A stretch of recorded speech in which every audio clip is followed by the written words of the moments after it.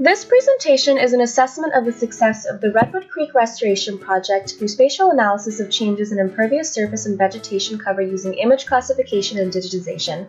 This project is brought to you by Kathleen Kashuri and Justin Wood at the Geospatial Analysis Lab at the University of San Francisco. The Redwood Creek Restoration Project is found within the Redwood Creek watershed located in Marin County, north of San Francisco. The watershed starts at its headwaters on the slopes of Mount Tamalpais, with Redwood Creek flowing downstream to the Pacific Ocean at Muir Beach. The restoration began in 2009 with the installation of 70,000 native plant species, the removal of non-native plant species, and modifications to impervious surfaces, including a parking lot located adjacent to the Redwood Creek.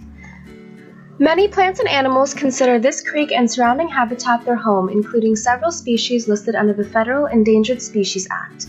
This includes the endangered Coho Salmon and the threatened Steelhead Trout. The goal of the Redwood Creek Restoration Project is to restore the native riparian areas along Redwood Creek to provide better habitat for these federally listed salmonids. The goal of this geospatial analysis is to better understand how the restoration project has changed the landscape over time. To do this, we analyze changes in impervious surface and trends in vegetation and land cover. Understanding how these two factors changed within the restoration area will help evaluate the success of landscape management actions. To begin our assessment, we located data from several sources, including the GOGA dataset, the USGS National Hydrography dataset, the NPS dataset, and the USDA National Agriculture Imagery Program dataset. Aerial images from 2009, 2010, 2012, 2015, and 2017 were used as the raster datasets to complete the impervious surface and the vegetation and land cover analysis.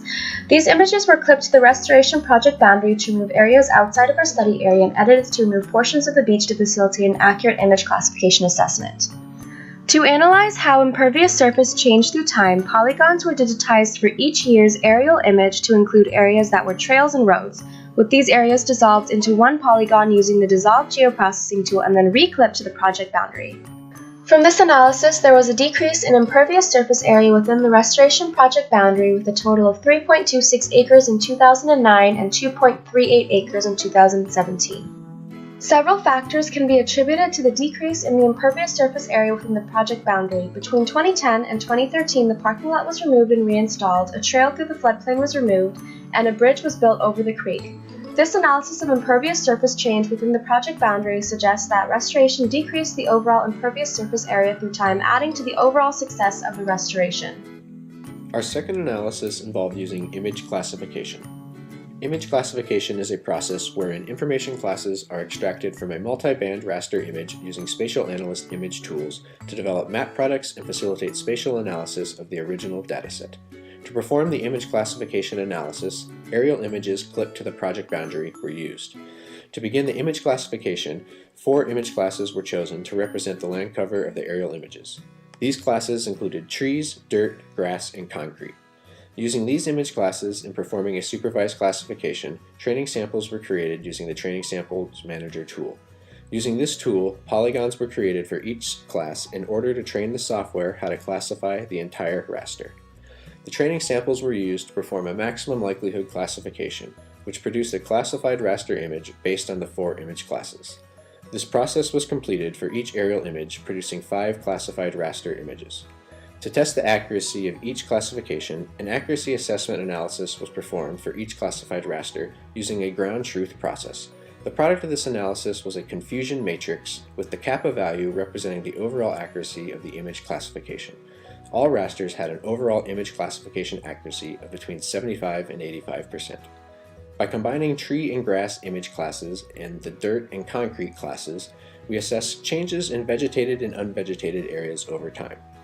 The image classification indicates that the impervious surface or unvegetated area increased within the restoration project boundary from 2009 to 2017, which is different than the results from the digitized impervious surface analysis. For typical image classifications, an accuracy of 95% or higher is usually needed, and our lower accuracy may have contributed to this difference. Overall, the image classification analysis did not show significant differences in the vegetated and unvegetated cover through time.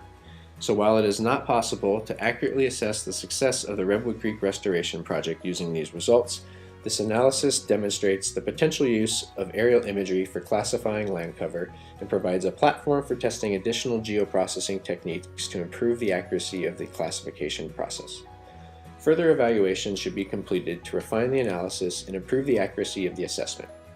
Several geoprocessing tools are available that can be used to accomplish this task, including filtering techniques to remove noise and tools that smooth data.